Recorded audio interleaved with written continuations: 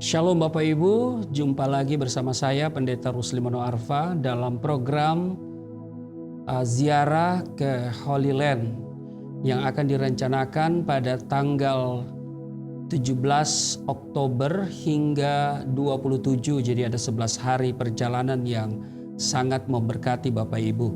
Nah saudara, tema yang selalu saya sampaikan untuk berziarah ke sana adalah menggali akar kekristenan.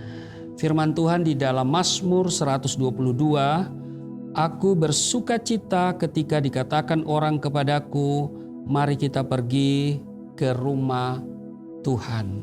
Saudara, perjalanan kita diawali dari Jakarta.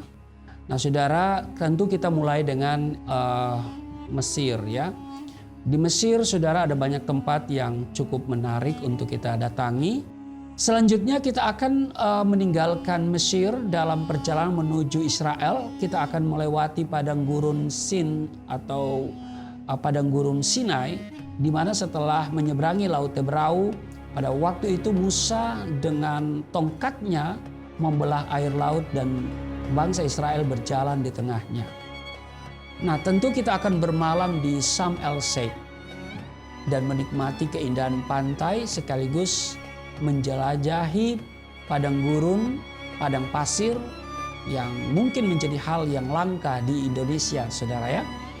Dan selanjutnya kita akan ke perbatasan dan memasuki Israel.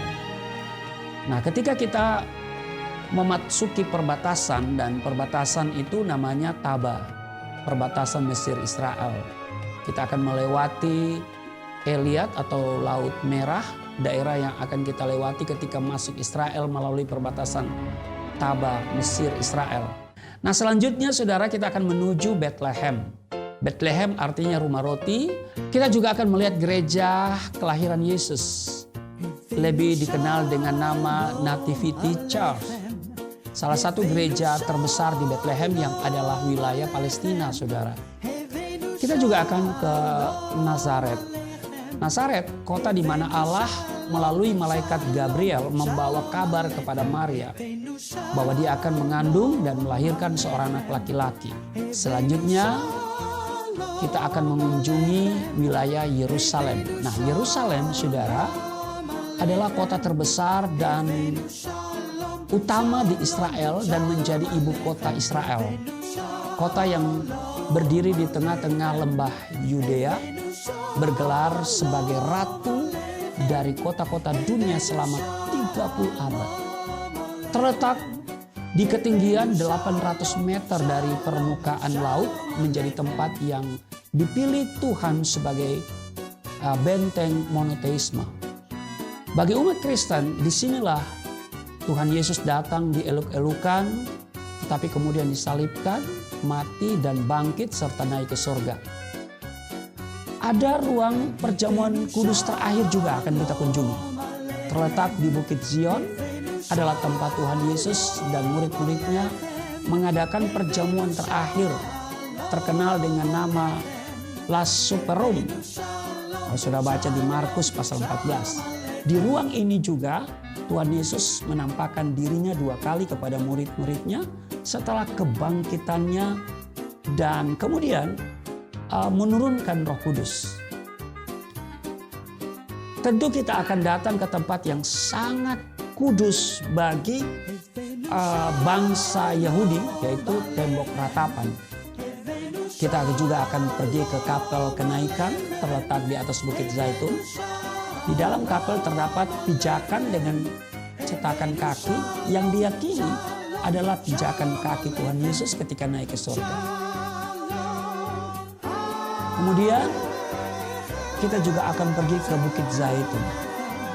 Terletak di kawasan timur kota Yerusalem, melewati lembah Kidron dengan ketinggian puncak 300 kaki di atas Yerusalem.